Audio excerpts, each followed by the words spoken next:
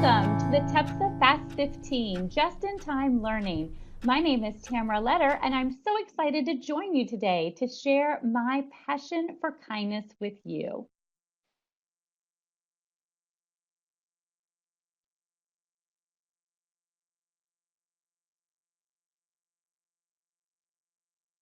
Today, I've been invited to speak to you a little bit about my passion for kindness, and I'm so excited because it's perfect timing. We have World Kindness Day starting just next week on November 13th.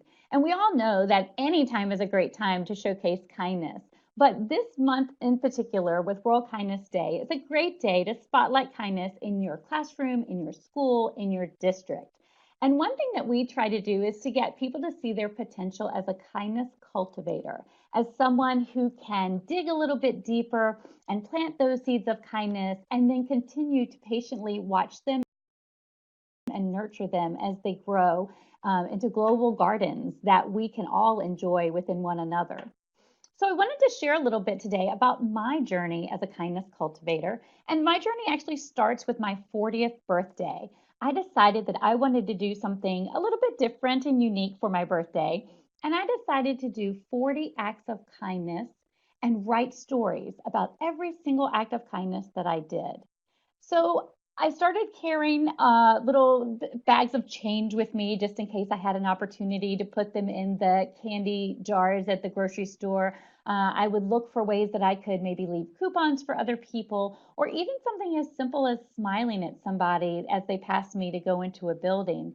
But what made it different for me was being able to write the stories behind the kind acts and then share them out on social media.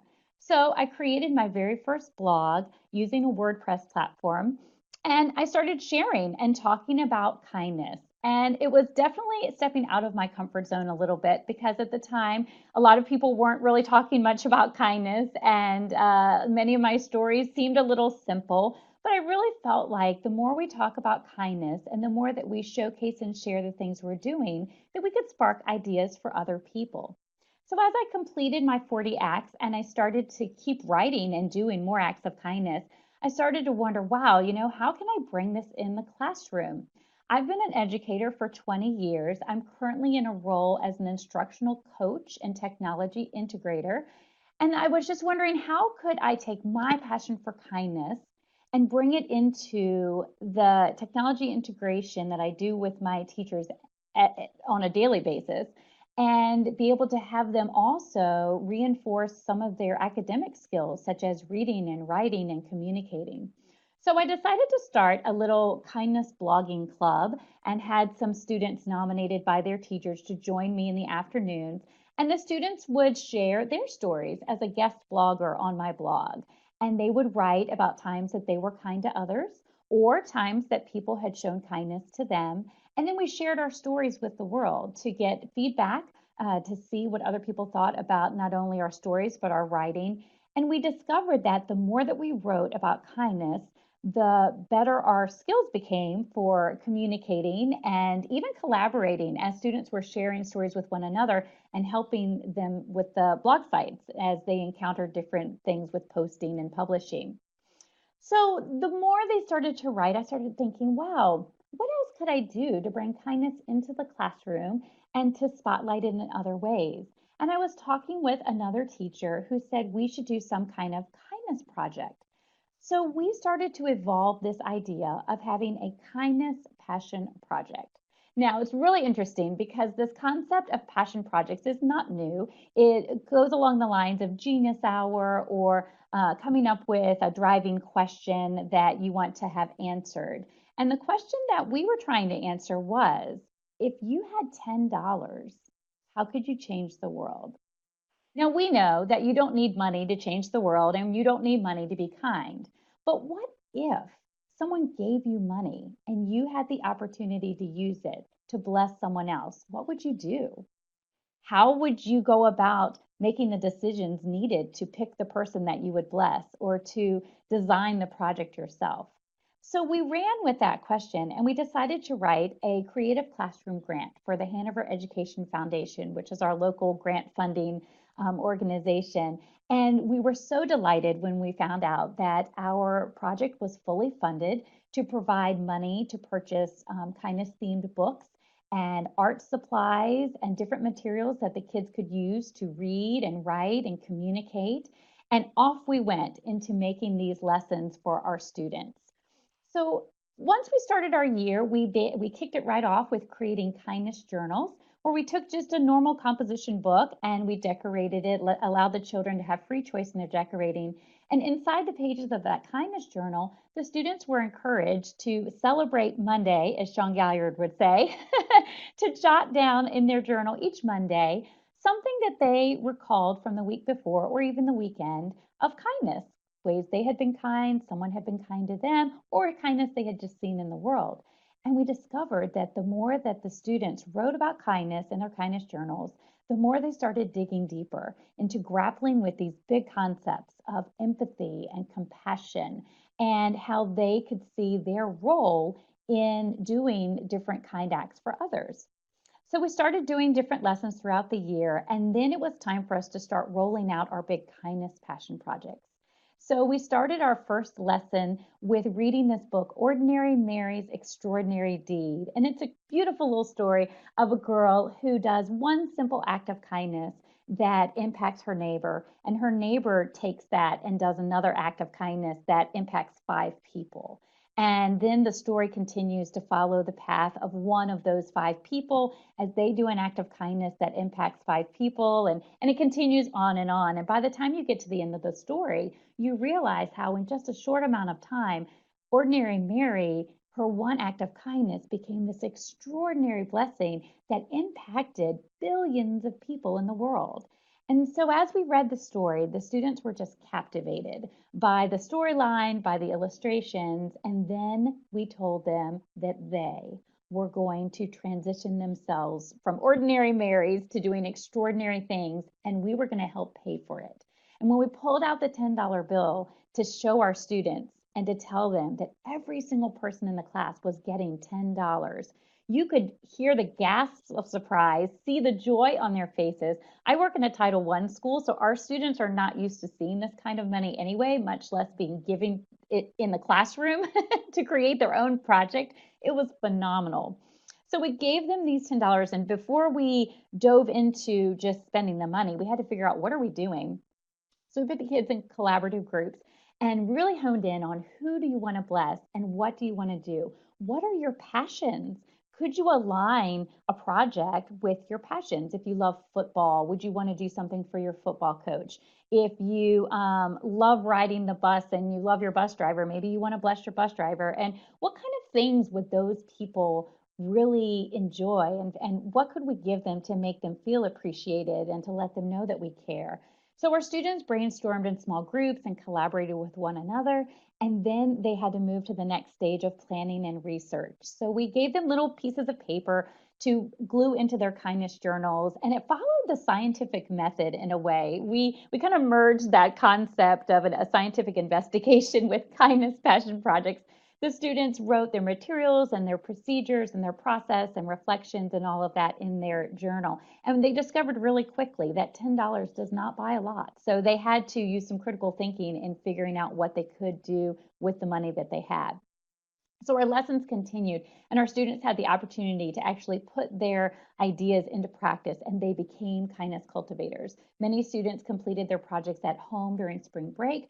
Some of our students completed their projects at school, and they got to experience firsthand the joys of cultivating kindness around them. And from there, we decided that we wanted to share our projects with the world. So we guided our students in creating slide decks using Google Classroom and Google Slides. And we taught them about using copyright-free photos. Many of the students had pictures that their parents had taken when they had completed their kindness, but we also took them to the Pixabay website and taught them how they could download those copyright-free photos, because we want to make sure that our children are being good digital citizens if they're going to be sharing their projects with the world. And then we reminded them all these different skills that they were learning, because we know that if students understand their learning intentions and the different things that they're going to be successful with within their project, then they kind of make them come to life. And so we showed them, these are the things you're doing, and these are skills that are going to help you when you try to get a job later in life. So we connected them to career skills as well. And then we were so delighted to see so many of our projects being spotlighted in social media from our local community members. It reinforced to our students that the actions and the words that they use matter, and they have a ripple effect right here in our own community. So then it came time where we decided we wanted to share our projects with the world and with our local community. So we had a kindness share fair, kind of like a science fair, but about our kindness projects. And so we invited the local community into our innovation lab, and the students opened up laptops and they shared their presentations and what they had done, including their reflections and their results of what happened and how it transformed them. It was great to see pastors and law enforcement officers and school board members and everybody coming to celebrate kindness with our students, and to see ways that they had just scattered kindness in our community. So one student in particular stood out, Miss Jaden. She gave her reflection where it just impacted me so much. She wanted to bless homeless people, so she spent her money to buy sandwich meat and brown paper bags and water and snacks. And she made the sandwiches herself, and then her parents took her into downtown Richmond to find some homeless people to give her bags away. And her reflection that it was probably the best day of her life just struck me, that a 10-year-old would think that doing a kindness project is the best day of their life. Imagine a world where everyone thinks of kindness in that way. What an incredible world we would have.